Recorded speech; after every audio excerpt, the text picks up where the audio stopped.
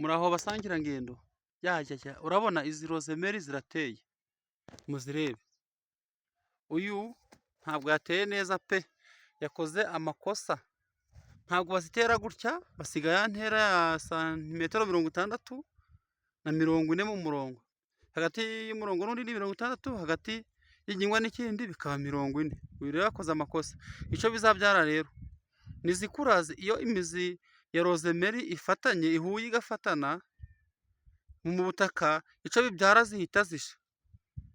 Ndaje mbereke ukuntu bigenda, urabona umurima wose niko yateye, ariko urabona ko ntabwo bimeze neza, yaracucitse, ni nk'ukoze pepiniyeri kandi sibyo.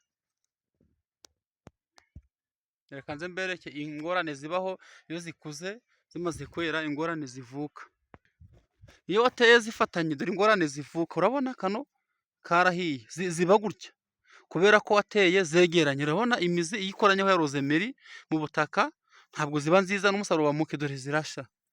Dore ingorane zivuka nizi, iyo wateye uzegeranije kuriya, utorobeje ya ntera, zose zarahiye, zose zarahiye rwose.